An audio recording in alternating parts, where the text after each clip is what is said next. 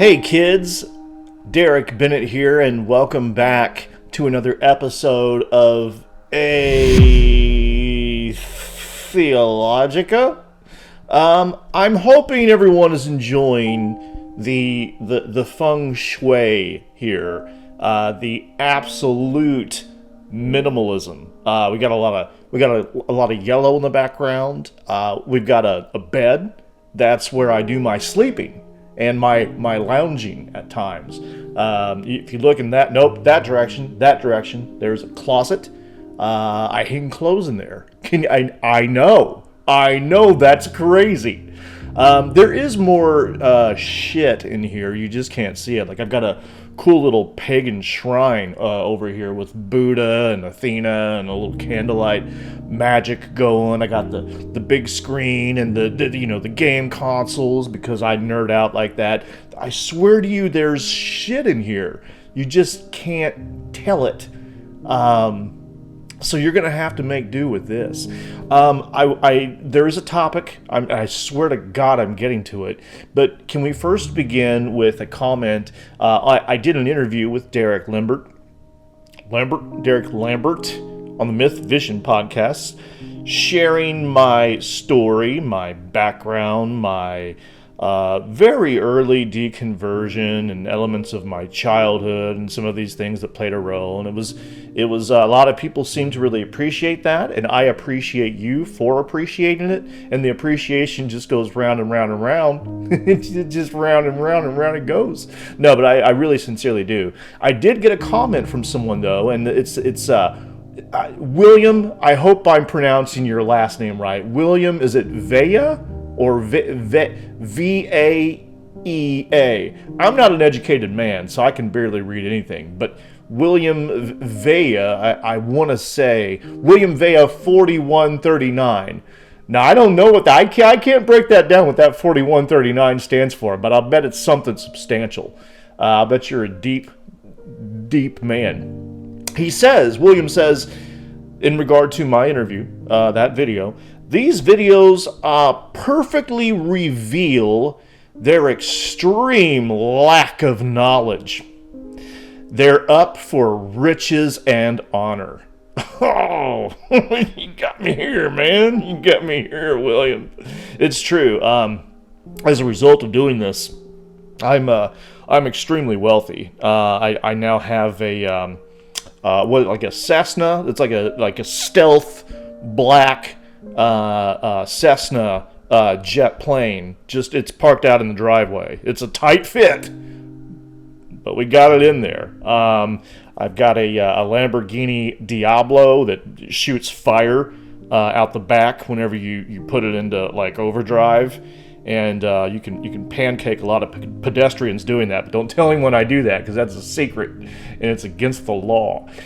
So yeah, you got us nailed, man. It's not that we're genuinely fascinated with this material and just hungry to learn more and better understand the world, like I explicitly say in the interview.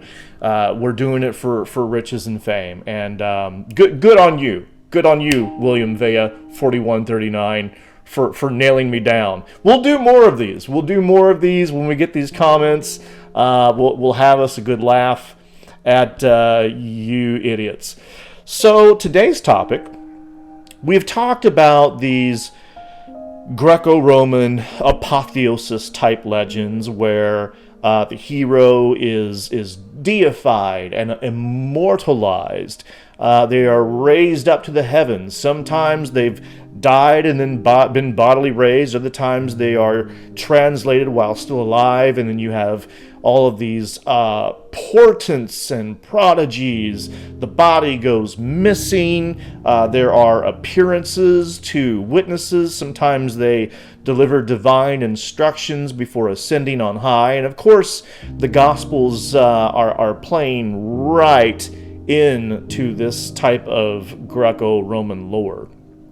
But when we talk about this stuff, a lot of people, they want to talk about the Greco-Roman, Hellenistic, Greco-Judaic milieu from which Christianity arose, of course. But we leave ancient Egypt out of the picture. And I think to leave ancient Egypt out of the picture is kind of like, it's kind of like forgetting about Dre, right? Nowadays, everyone wants to talk like they've got something to say, but then nothing comes out when they move their lips. Just a bunch of gibberish, because these, I guess you could call them motherfuckers, appear to have forgotten about Dre. So let's not forget about Dre. Let's not forget about ancient Egypt and the role that it appears to have played in what we find in these Greco-Roman apotheosis and translation type myths, as well as what we find in Christianity. Christian apologists, I know that hurts. I know, but what you got to do is you got to make exceptions, right? Do you some most special pleading, just conjure up some ad hoc bullshit arguments, and everything will be as right as rain. I promise you. I promise. I would never. You have that from me. So let's get into this. These are some quotes from actual experts, actual scholars, some of them even Egyptologists, and of course we'll share a few primary source texts with you as well. Let's dig into this meat here. So here we go. Despite the greater antiquity of Egyptian civilization, when we refer to Egyptian and Greco-Roman cultures, we are generally referring to cultures that were contiguous. And the profound impact that Egyptian ideas had upon the Greco-Roman world cannot be denied. In key respects, Egyptian views of the afterlife foreshadowed Greco-Roman, Jewish, and early Christian conceptions, particularly in terms of the motif of post-mortem ascent. Although the channels of transmission have been lost in antiquity, the motif may still be sketched clearly enough in both cultures to suggest that Egypt was an important source for its expression. That's from Elisa Gonzalez, The Traditional Egyptian Antecedents of Greco-Roman Postmortem Ascent in El Futuro del Pasado. Another good quote here. Resurrection is a proper term for this idea because the dead king is constantly summoned to rise. Raise yourself is the typical address to the deceased, and it means not only to get up, but to ascend to heaven. From Egyptologist Jan Osman, Resurrection in Ancient Egypt, Resurrection, Theological and Scientific Assessment. So the idea is not just that they are bodily raised up, but that they ascend to heaven. They have an apotheosis. Another good one, the Book of the Dead was a resurrection machine designed to turn mortal people into immortal gods. Book of the Dead spells are quite explicit in this regard. Spell 80 has the title, Spell for Turning into a God and Causing Darkness to be Light.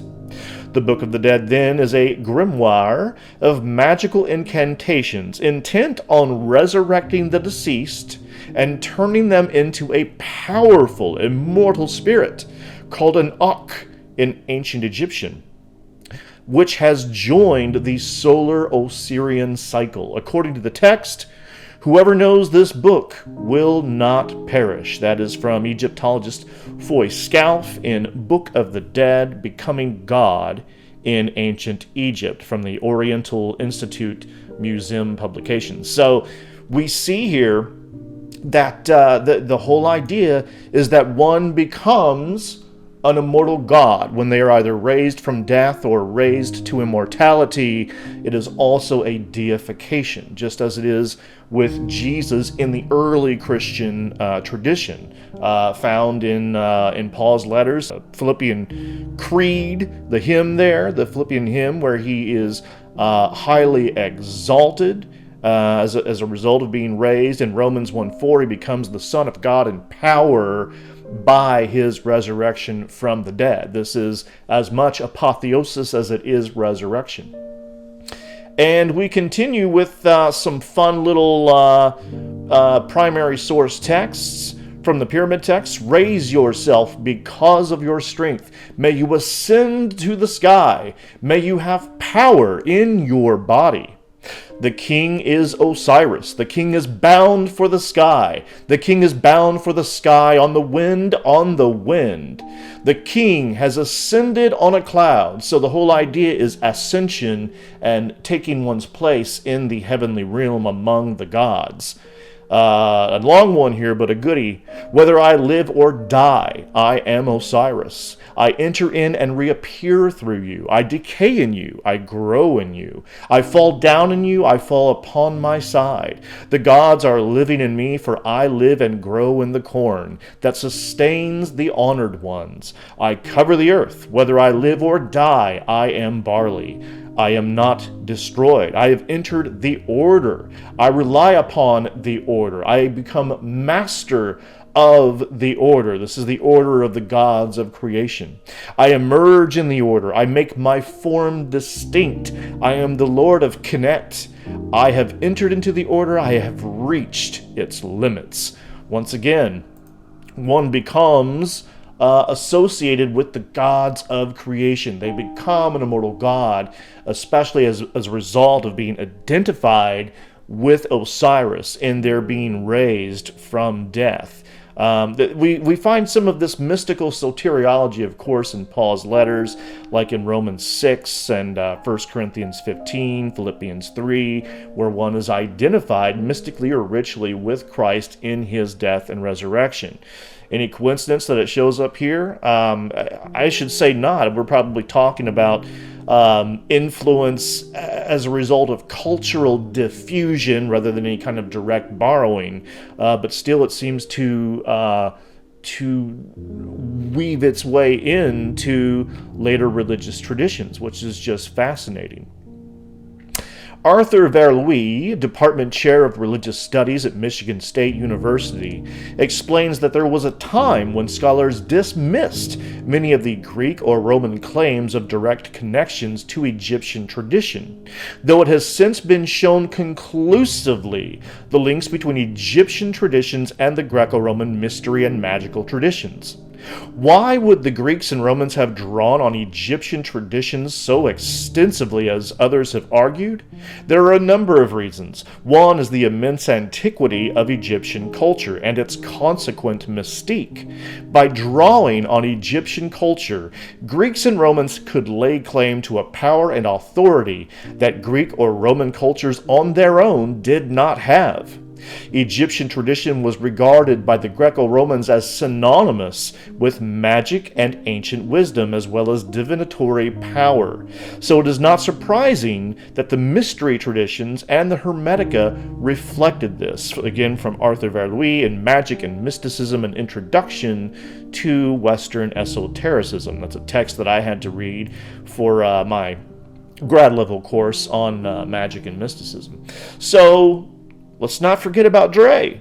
A lot of the stuff that we find in the Greco-Roman and Hellenistic world, which weaves its way into the Christian tradition, is very much rooted, either in whole or in part, in ancient Egyptian magical traditions. That is, and go figure, as Verlouis says, you know, we look back upon the Greco-Roman world and it just has this awe and majesty and mystique because of its antiquity. Well, that's how they looked at the ancient Egyptians. And this was a culture which was contiguous. It butted right up to Greco-Roman culture. It persevered, you know, until and through and up and beyond that time. So they themselves, Hellenists, Greeks, and Romans, are partaking of ancient Egyptian traditions. So it's not at all crazy, it's not conspiratorial or anything like that to suggest that much of this stuff is Egyptian in orientation. I just find that absolutely fascinating, enthralling. It's all that and a bag of barbecue flavored Pringles or something. I don't know. Don't. Why are you asking me? I don't know. It's good stuff. I'm just saying it's good stuff. So I hope you've enjoyed this. Walk like an Egyptian. Share this with your friends and family. Take it to your Sunday church, brunch meetings, and talk it over with your pastor. Don't let him do anything weird. Don't let him do anything weird. Some of these guys, don't, be sure you've got an adult with you. Do this in public. Do that. Not to insist that these are bad people. Just, they're